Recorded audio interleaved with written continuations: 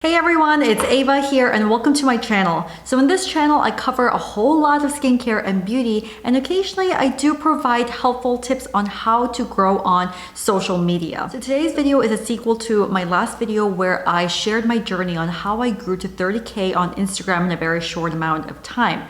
So today's video is going to focus on how to work with brands, how to get brands to notice you, how to get free products from them, and ultimately how to work with your dream brand. So if you want to learn helpful tips on how to work with brands, then make sure to watch to the very end. So I'm going to break this video down into a couple of parts because it's too long to cover everything and I have so much to share with you guys. So the very first sequel to this, which is today's video, is going to focus on non-paid deals, right? So then next time I'm going to talk about how to, negotiate paid deals with brands. But today's video is going to cover some of the basics on how to get noticed by brands and how to ultimately be able to even get free products from brands. And I still remember the very first time I got some free product giftings from brands I never even imagined that I could even work with. So I'm going to share with you little tips that I did to get noticed by these brands for them to agree on even sending some products to me. So first, let's just start with the very basics. And if you saw my last video on how I grew my Instagram, one of the tips that I discussed there is that aesthetics matter. So whatever social media channel you are on the most, whether it is Instagram, YouTube, your blog, Pinterest, whichever platform, that is your resume. Think of it like you're applying for a job. So I have a lot of experience building up my professional resume to get the big companies out there to pick my name out from the stash of a lot of applicants. And that's the same way in how it works with Instagram and YouTube, whichever. For example, I'm gonna focus on Instagram today. So as you know, there are billions and billions of users on Instagram, and obviously a ton of people want to work with a certain brand. So the fact that the brand has to kind of go through all these names and say, hey, I want to send her that product. I want to work with this guy. So being able to stand out is really, really important. And how do you do that? It's by your profile page. It's the aesthetics. You have to make sure that your page is top notch to be able to be selected by the brand of your dreams. So that's a very basic. And now I'm going to go through very specific tips and examples of how exactly I did it and some tips that you can incorporate into your Instagram to work with certain brands.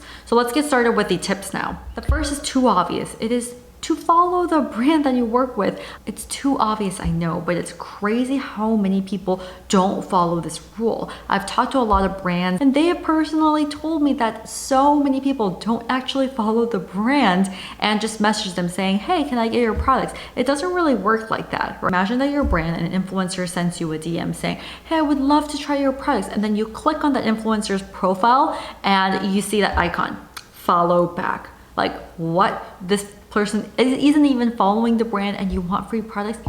That's a big red flag. As soon as they see that, it's a no-no. Second, engage with the brand. And this goes off the tip that I gave in my previous video as well. Just like engaging with your followers and your respective community, you also have to engage with the brand. And brands actually love it when you comment on their pictures. If it's a new launch and you're like, oh my God, hey, I'm so excited for this launch, and kind of repost and share that in your stories as well. A brand will really, really appreciate the kind of shout out that you have for the new product launch, or if you have tried a certain product from the brand, just shout it out to your followers saying, this is so good, it's life-changing, show how you're applying it, show the before and after, just get creative with it in your stories or even posts as well. And that gets me to my next point, which is post pics that are relevant for the brand. So for example, if you are a skincare blogger like myself, then make sure that you are posting a lot of skincare related products so that the brand knows that you are a skincare blogger. So don't try to go too out of niche. If I'm a skincare blogger exclusively, I'm not really going to reach out to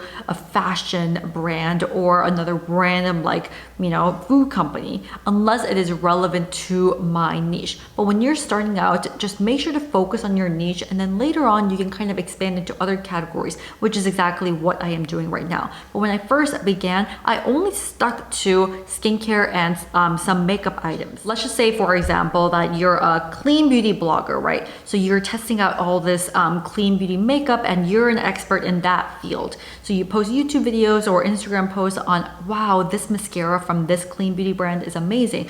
But I wonder how this mascara mascara from another clean beauty brand will work. So you can kind of leverage that to reach out to another brand being like, hey, I want to test out your mascara and see how that compares to this mascara, for example. And let's say that if you kind of want to branch out just a little bit out of your complete niche, right? For example, this is a real story based on who I reached out to. I've been seeing these Aquis hair turbans everywhere on Instagram, and that is something that I really needed in my life. Really wanted to work with them, right? So in order for them to notice me, I started posting some more like just out of the shower selfies, but without a hair turban. So clearly I'm missing a hair turban in my life, and it's something that will really benefit me. So after posting some bathroom selfies, post-shower selfies like that, then I reached out to them personally saying, hey, this is something that I would really like to try and something that I think that would not only benefit me, but also something that my followers would be interested as well. So I gave them my spiel and explained why I need this product in my life.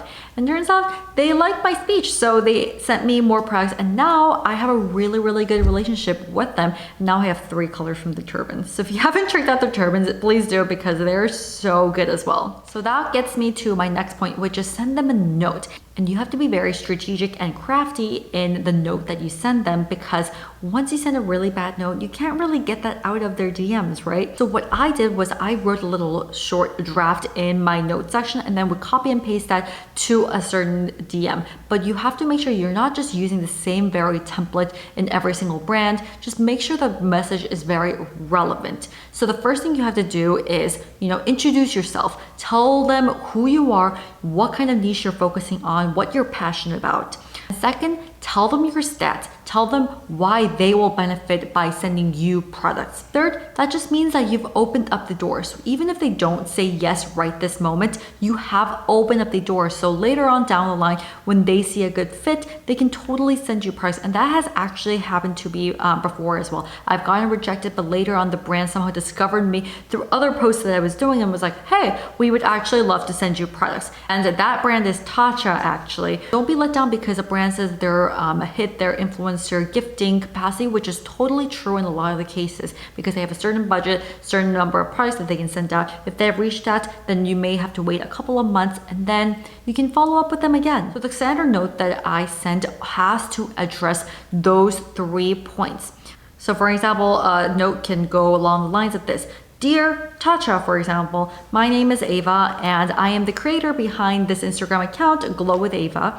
I'm a skincare blogger of this many years and I have been a long fan of your brand. I have tried this specific product and this has been a daily staple in my routine, and I would love to collaborate to try out more products from your brand. I recently hit 5k 10k followers and I have this many impressions in a week, and I think this is something that my followers would really appreciate as well. I think this would be a great addition to my travel bag or my skincare shelfie or my makeup bag, and I would love to showcase this on my social channels. I really look forward to hearing back from you, and if you are interested, then please check out my Instagram or my blog or YouTube channel, and I look forward to keeping in touch. Best, Ava. So just a really simple short note, just 3 sentences is pretty much all you need, because in an Instagram DM, for example, you don't want to make it long. So the screen should be not filled up. It should be very succinct, to the point, just so that they can read it and see, go to your page and see if you're a right fit or not. The last tip is sometimes working with a brand directly may not be the best choice. So that's when a PR agency comes in. And the beauty of working with a PR agency is that they house and represent a lot of other brands that you may not have exposure to before, may not have thought to work with, but if you are the right fit, then they can send you more products from other brands and introduce you to them. And that has happened to me so many times, and it has actually nurtured and developed into better relationships because the starting point was a PR agency. So a lot of the times, even if the brand itself never reached out to me or didn't want to work with me, the PR agency would end up sending me some products from another brand, and I would feature that product and the brand notices, so the brand ends up sending me more products from that line. So that's a very natural transition in the gifting process. from my experience. And I personally recommend a lot of smaller bloggers to some PR agencies I have worked with that I thought would be a good fit for them as well. There's obviously pros and cons of working with a PR agency because there is that kind of like mid-level gap that you don't get to work directly with the brand. But at the same time, if your purpose is you want to try some more products from a brand and get noticed by brands, then a PR agency is a really, really good option. All right, so those are the 5 basic tips for how to get brands to notice you, right? But now I want to get into some of the deeper insights into why I have never missed a brand deal and why brands really want to work with me. The first is creating really high quality content. So whether I got this product for free or if it is for a paid content, I make sure that I deliver the highest quality of content that I can for every single product or campaign. Whether you got that product for free or you bought it for yourself, you want to give appreciation to the product itself, so eventually the brand will notice that high quality content. So a lot of times when I shoot content for a certain product, if that focus product is on this certain product, so then I go to that brand's page to see their aesthetic, their color scheme and everything so that I can kind of match it, because once a brand reposts your photo, that is a lot of exposure that you can get, especially as a smaller influencer. It's actually a good technique that I use because I would produce high quality content for that brand so that they can repost my picture and other followers of the brand will see, hey, it's Glow with Ava, let me go check her page out. And this actually worked out because in the beginning, I didn't really have that many products to work with. So I had to get really creative with the few products that I did have. And the second point is being genuine. And this is a point that I just labor on and on every single time I talk about how to grow your Instagram and get brands to notice you.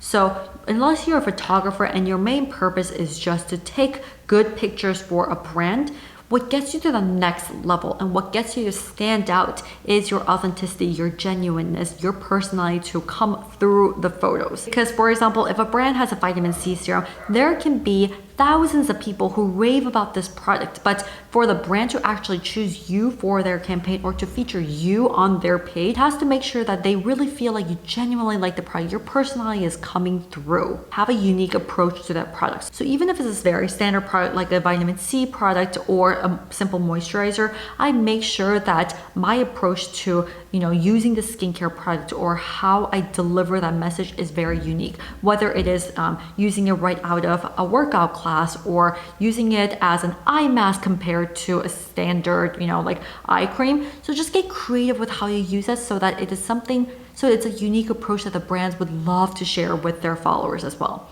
And also, if it's just you taking photos of it, just make sure your aesthetic and your personality kind of comes through it, because I totally get that you have to get inspiration from other people's pages, and I do that all the time as well. But don't copy their styles, because at this point, if I see a photo and it's clear that they copied it, I know exactly which influencer they use that photo inspiration. So that just looks really, really bad on you.